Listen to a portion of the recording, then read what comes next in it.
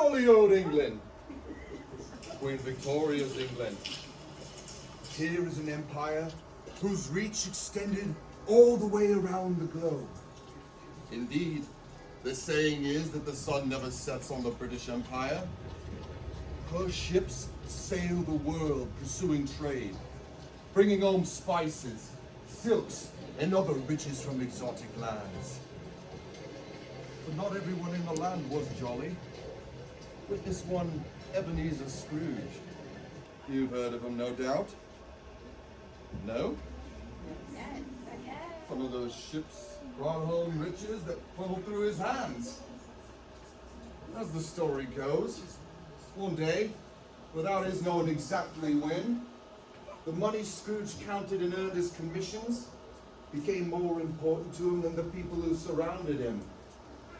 By his indifference, Scrooge was adding more and more links and weights on the chain that would bind his soul. What would happen to the old miser? Would he perish? Bound forever by the chain that would crush whatever little life was left in his curmudgeonly old soul? We may not have ever found out were it not for Mr. Charles Dickens. It seems that Mr. Dickens found out the story of Scrooge's redemption, and with his permission, very important, he made it known to the public. Who could forget the tale of Jacob Marley's warning? Of the three spirits, Christmas past, Christmas present, and Christmas future. Together, they set Scrooge to rights. The old man saw not only the true meaning of Christmas, but how he could share that meaning with those around him. It's said that from the day of his redemption forward, Ebenezer Scrooge kept Christmas in all the best possible ways. Bob Cratchit and his family saw the evidence of that firsthand. Who could forget Tiny Tim's short little prayer? God bless us, everyone. And yet, human nature has a way of adding a little twist before the whole thing comes round, full circle.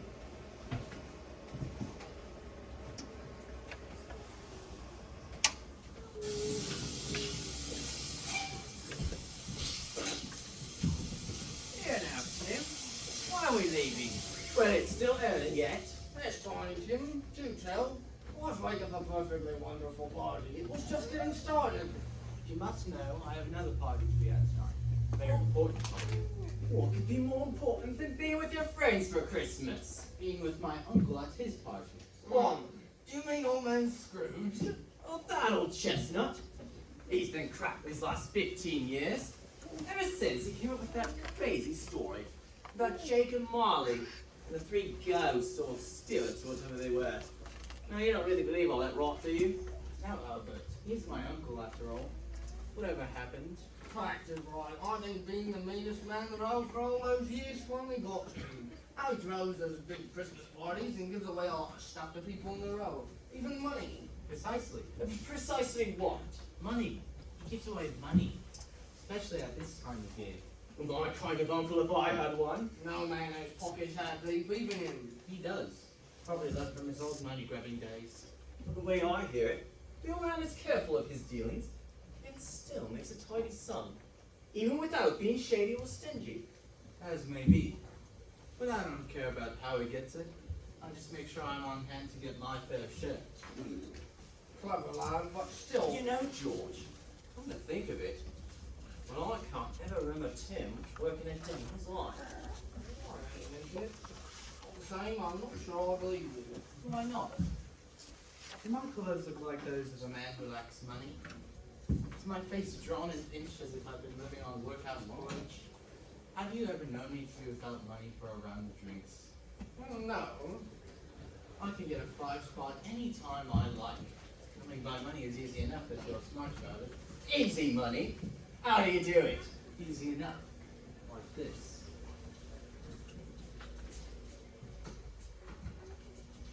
Guaranteed to tug at the old man's heartstrings. Works every time. But Christmas is the best time of year. He's extra generous then. Oh, blimey! Like I said, easy money. Now lads, meet me back here later at the corker bottle, and I'll show you a real party. Can't argue with you there.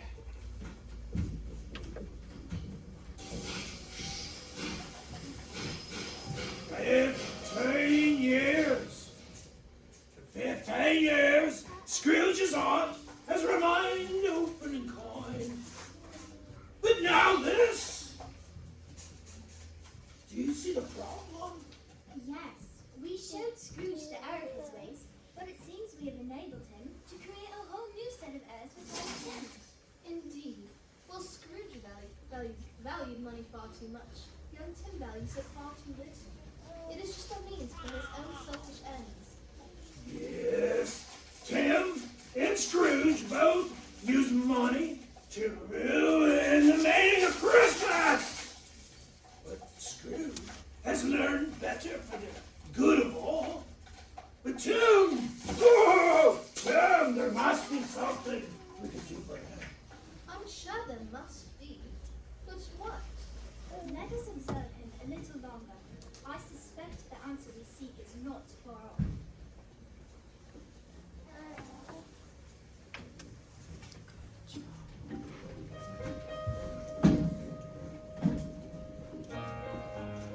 Where is it? It's got to be here. It's got to. I do not believe this. I get halfway to Uncle Scrooge's house from the counting house with the party decorations, and now this. Martha, dear sister, what has caused your lovely face to have such a knitted brow? Such a frown ill becomes you, sister dear. Please tell me what the problem is. As if you can. Well, you are my sister, so of course I care. Well, if you must know, I left the Christmas angel back at the counting house.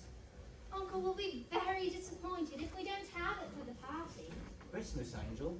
Yes, the one he's used as a tree topper, ever since he started putting up a Christmas tree. Well, I know the one you mean. The one he says reminds him of the spirits that visited him so long ago. Yes, a Christmas present, I think. I didn't suppose you'd be here and run back to the counting house to get it for me. Martha, my dear, this hardly permits me the indulgence of a run, even in this situation. Well, then walk. Hardly that. I have barely enough steam to get me to the party as it is. You know what the cold weather does to my leg. Cold weather indeed. Very well, then I'll go. At least have the decency to wait here with the box while I go back. Why, of course. I could use the rest. You just run along. I'll be here right when you get back. Now see here, Tiny Tim. You can fool Mama and Papa. You can even fool Uncle Scrooge. But you cannot fool me. Whatever do you mean? Do you think I am a simpleton? I've seen you with your worthless friends. There's not one thing wrong with that name now. Thanks to Uncle Scrooge. He loves you just as much as Mama and Papa, if not more. But you've taken advantage of him. And them. If they knew all the cunning, shabby little tricks you played on them for money, it would break their hearts. I am sure I do not know what you are referring to. Don't you? Then I will say it plain. Tiny Tim, you are nothing but a no-good chiseler. Now see here. A money-grabbing trickster. Martha, really, it's Christmas. As if you care, has never meant anything more to me, except as a better way to wheel more money out of Uncle Scrooge. I wish there was someone who could show you how truly awful you really are. What a gown! Martha, she laid it all out right proper. Yes, indeed. But Tim still doesn't see it. But he will. He must. Molly, you go over there and warn him he's going to see us. Right. Present, future, come with me. I have a plan. It will be the three of us once more.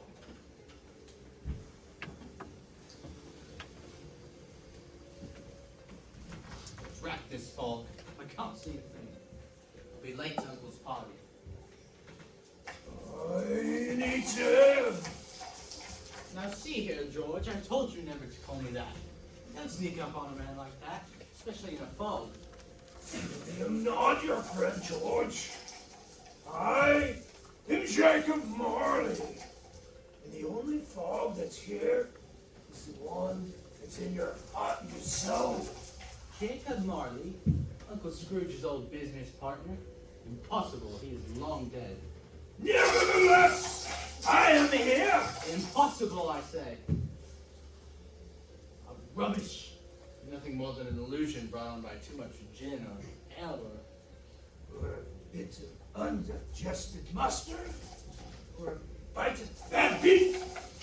Well, that's what your Uncle Scrooge thought. But I am none of those. Well, then who are you? I am who I said I am, Jacob Marley.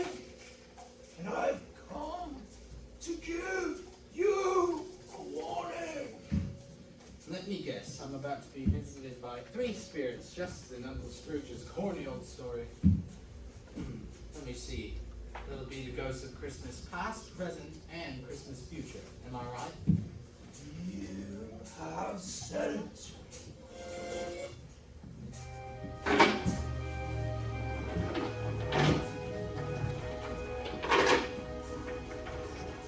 Poor! Oh, I know I am drunk. 1 second, a man claiming to be a ghost, now a woman? Hey, you seem real enough. Are you lost in the fog too? No, I am not the one who is lost. As Marley said, the fog's around you. But I can see through it to many, many things. Would you like to see what I see right now? If you'll get me out of this godforsaken fog, then yes. You getting out remains to be seen. For now, behold.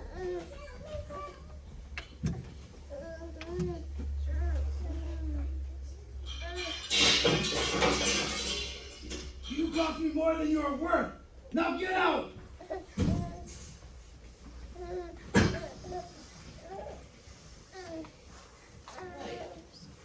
that's me on the verge of leaving Boyhood. How did you... Be still. Just watch. Why are you sitting out here in the cold?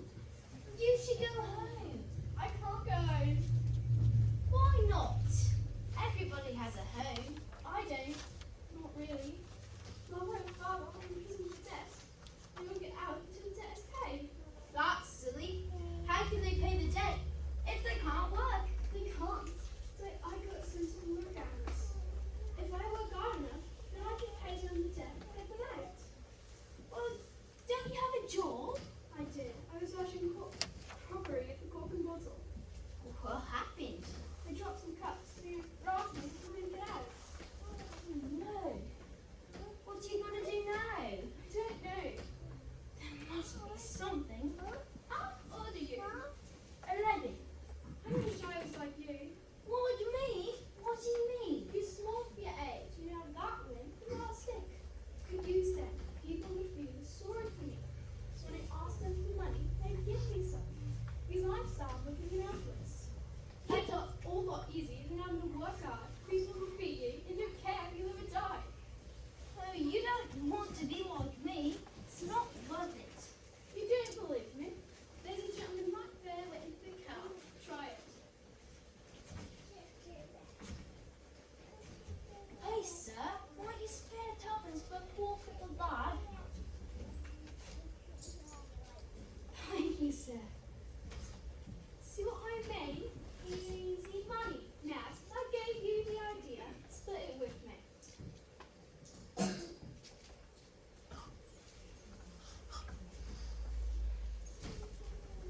What? That's not how I remember it. I gave her half like she said. You're wrong. The past is my promise. I am never wrong. Well, you must be. Do you not see it for what it is? The fog in your heart and soul that binds you now and again then. If you do not have a change of heart, you will remain lost in it. What? My time here is done. I would wish you a good day, but preventing that is not my power. Spirit!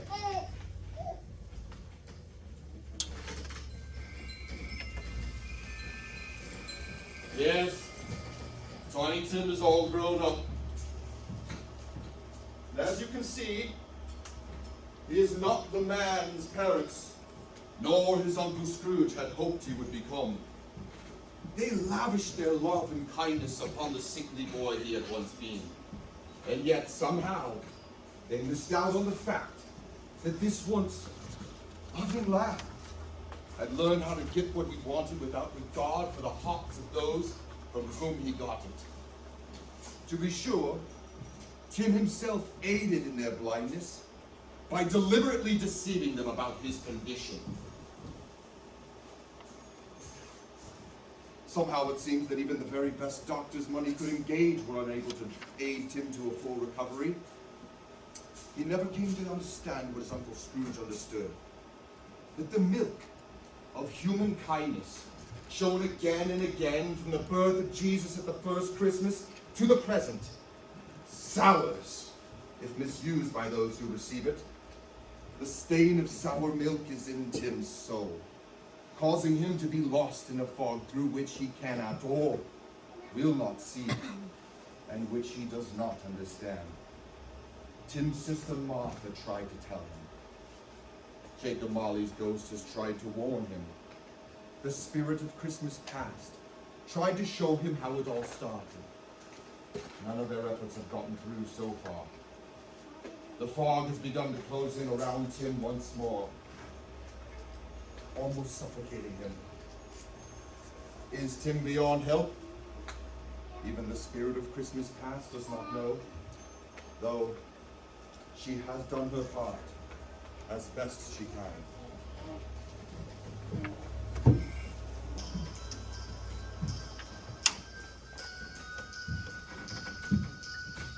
Wrap that woman or whatever she was. She left me in fog thicker than around 43. 43? I want to see Uncle Scrooge met the three. No, that's just a coincidence. On God's good earth, the good Lord allows no such thing as coincidence, young Tim. Wait, you look familiar. As well I should. You've seen my image on the tree every Christmas these past 2 years. Uncle Scrooge's Christmas angel? No, it's just... Coincidence? Not any more than me knowing what you said of your Uncle Scrooge.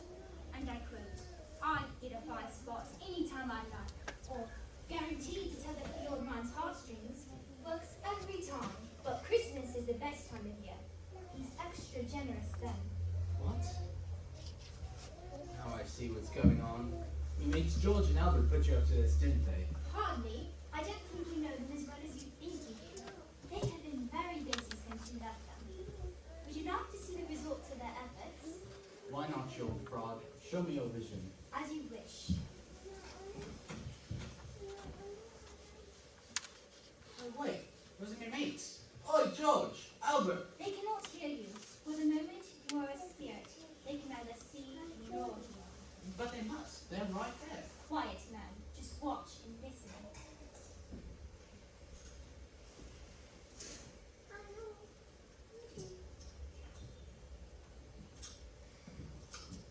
He's not coming back, is he?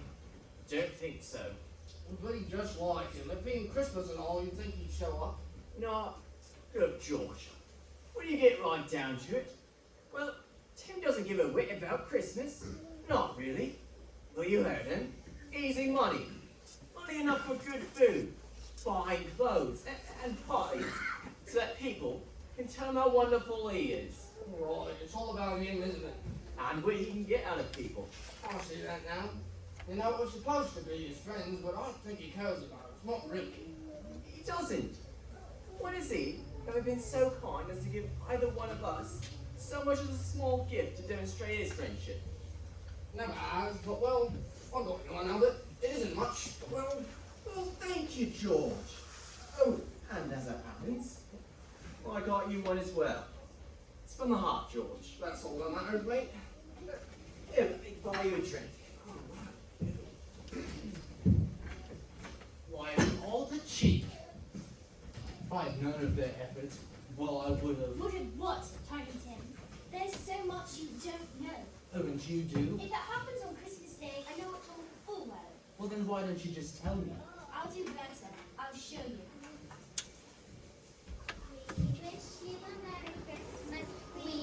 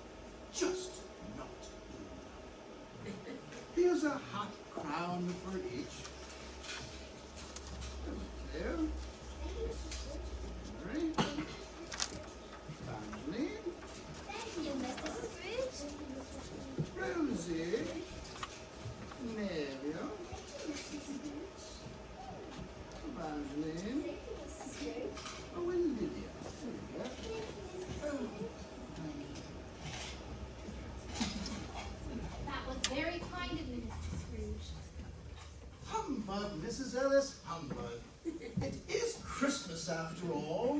I know each of their families. They could all use some help this time of year. Well, just the same, Mr. Scrooge, you have a kind heart. Now, yes, but before, so many years wasted helping nobody. Kind heart? It was too long in coming. Too long. It came in God's good time, Mr. Scrooge, and that's all we need care about now. Words of wisdom, Mrs. Ellis. Words of wisdom. Now, why don't you go home to your family? Just as soon as I've seen to your supper. I shall not eat until I have made sure of all the last-minute arrangements. I saw to those this morning while you were with Mr. Bob Cratchit. Did you now? The geese sent to the families on the row, the presents for the children in hospital, the turkeys and trimmings to the people in the workhouse, some small presents for each. All boxed up. The carter came by. They were his last load of the day. All taken care of, Mr. Scrooge. Well done, Dorothy. I cannot overstate your value to me or what I would do without you. Nonsense, Ebenezer. Now please, let me see to your supper. Thank you, Dorothy, but I have all that I need. Soup and bread? Why, that's hardly a fit meal, especially this time of year. But it is all that I require. You've done right well taking care of all of my needs. Go home, Dorothy, please, and give my compliments to your husband for having such a fine wife to look after him. All right, Ebenezer, but I will be by tomorrow afternoon to check on you. All right, good night. Good night. Bread and soup? Why, Uncle Scrooge is a rich man. Hi. Why? Even generosity has its limits. Scrooge has chosen to look after as many people as he can, including you. So he denies himself to pleasures to which others think he is entitled. It is a shame, though. He could do so much more if each one would work at taking care of himself. By each one, you mean me, don't you? You have said it. Now, see here, I do. Do what? You have eyes, but your fog still blinds you, I see. See what? Something that cannot be forced. My time here is done. Prepare for the next spirit. It is your last chance.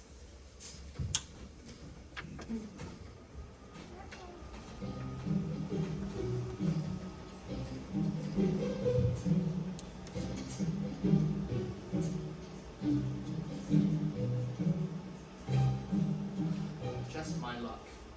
Not enough to keep me warm in this cold weather. Nothing. Catch my death if this keeps up.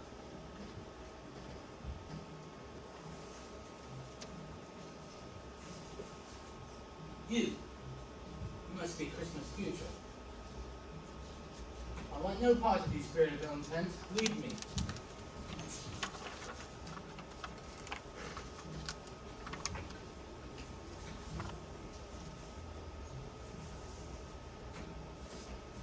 Is there no escape?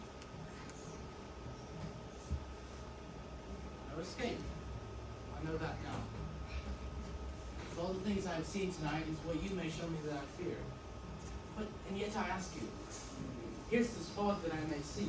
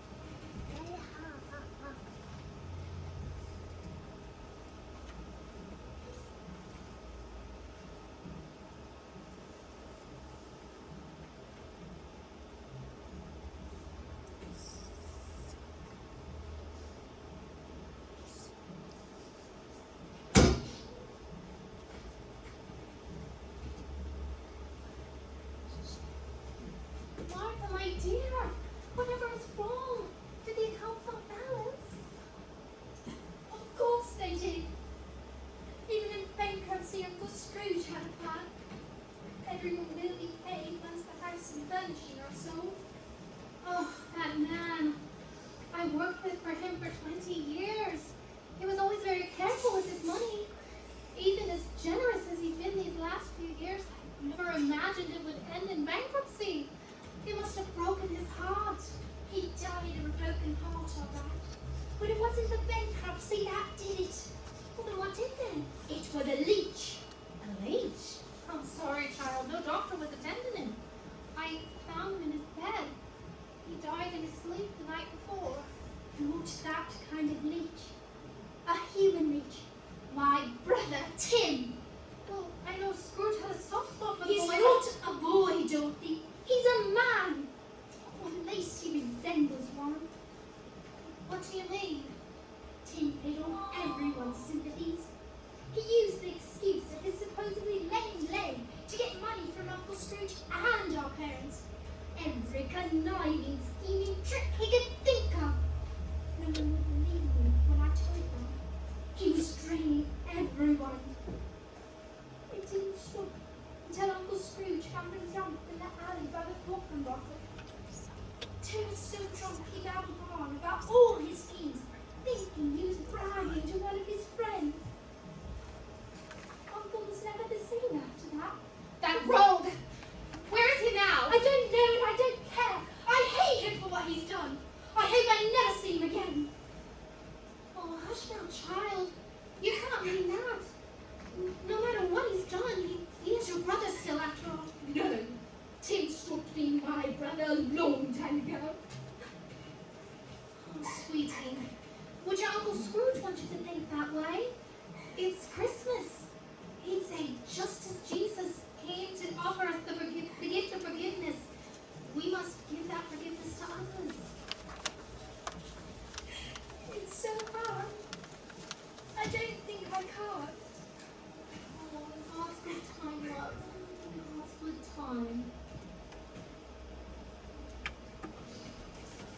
That is the future? Why, it's horrible. Never meant to harm anyone, least of all to Uncle Scrooge. But Spirit, what will happen to me? Please, Spirit, I must know, tell me. By God's mercy, Spirit, tell me.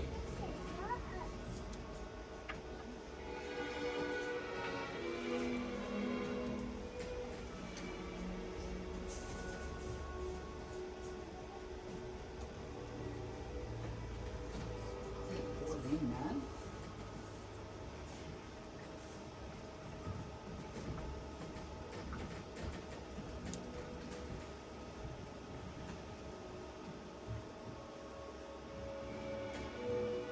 No, Spirit, please, that cannot be my fate. By God's grace, I can change. Why, I can change.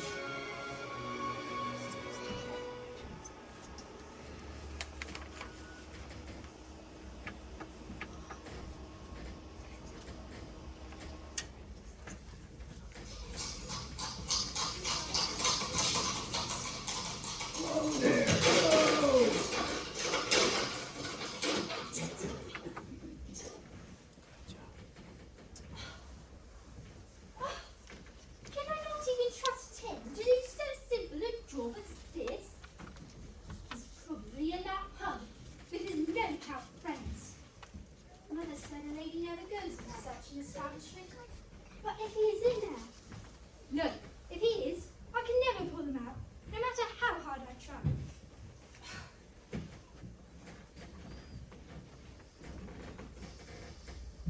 George, Albert, thanks for the help, mates. I don't land. Did good, didn't we? That we did. Looks like Tim has company.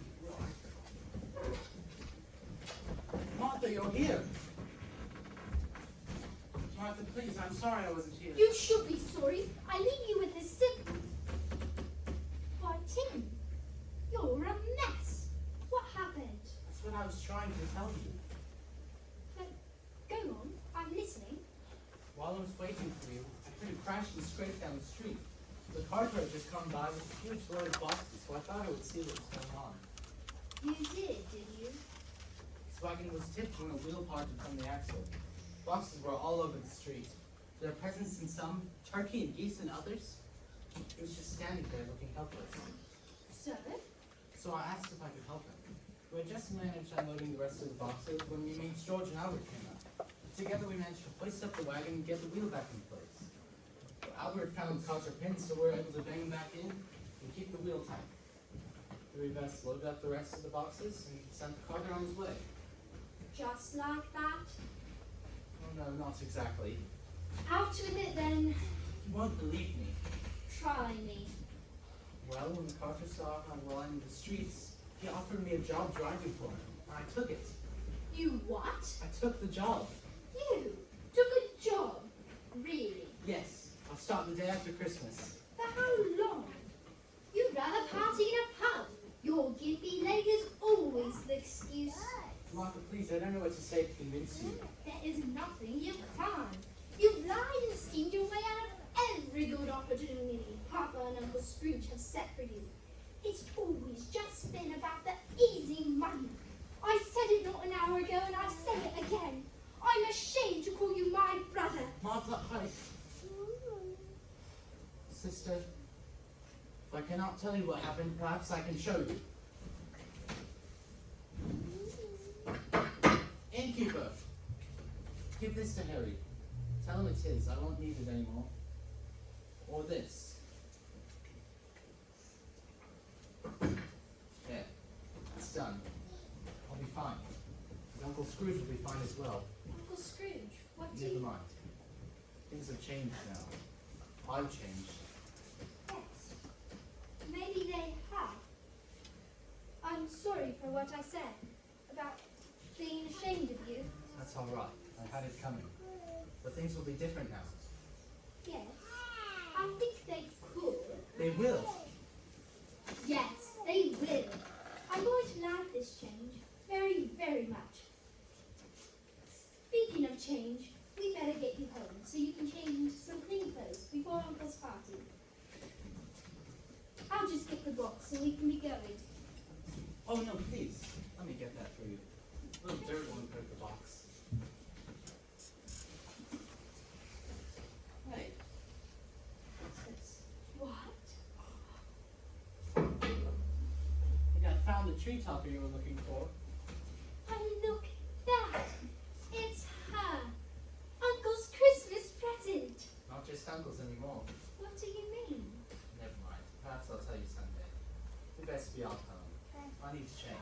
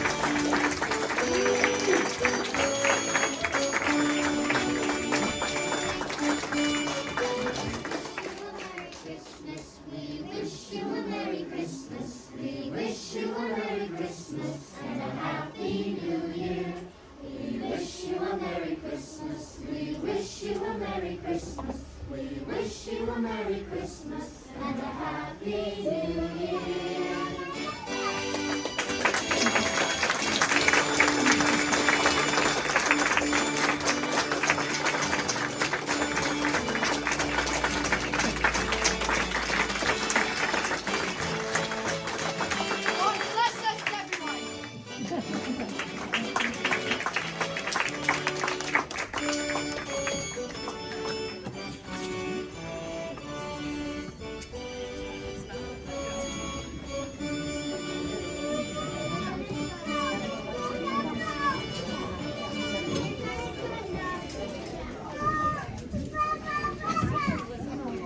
Ladies and gentlemen, intermission. And again, let me remind you, please, the first 3 rows, step to the back.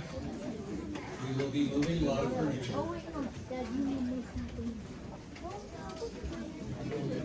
And thank you for your attention to Act 1. I hope you're looking forward to Act 2.